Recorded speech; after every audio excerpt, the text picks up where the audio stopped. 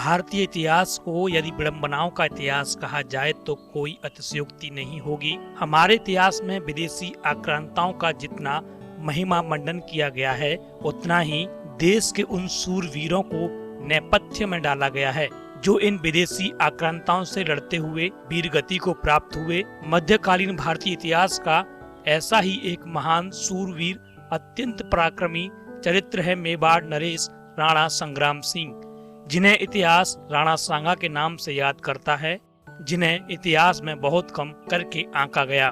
राणा सांगा एक विलक्षण योद्धा तथा अद्भुत वीर थे, जो राणा सांगा महाकुंभा के पौत्र थे। इनके पिता राणा रायमल थे। इनका जन्म विक्रम संवत 1539 में वैशाख मास में हुआ था। राणा रायमल के 3 पुत्र थे, पृथ्वी सिंह, जयमल तथा राणा सांगा, जिनके बीच सत्ता संघर्ष था। पृथ्वी सिंह के साथ इसी तरह के एक संघर्ष में राणा सांगा की आंख चली गई थी। 1509 में मेवाड़ की सत्ता राणा सांगा को जब मिली, तब उनकी आयु मात्र 27 वर्ष थी। मेवाड़ चारों तरफ से विदेशी मुस्लिम आक्रांताओं से घिरा हुआ था। ऐसे मुश्किल समय में राणा सांगा ने मेवाड़ को इतना शक्तिशाली बना दिया था कि वो दिल्ली का तख्त पाने का सपना देख सकते थे।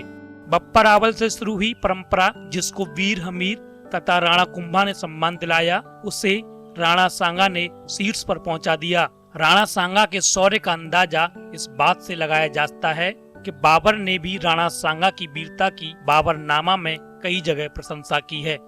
राणा सांगा 80,000 घुड़सवार, 7 उच्चतम श्रेणी के राजा, 9 राव तथा रावल और रावत पदवीधारी, 104 सेनापति और 500 युद्ध के हाथियों के साथ युद्ध भूमि में जाते थे।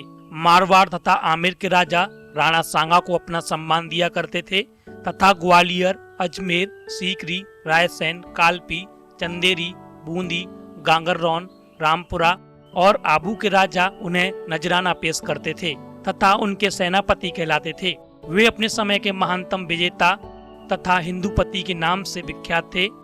सांगा गुजरात और मालवा के सुल्तानों की संयुक्त सेना को बुरी तरह पराजित कर चुके थे।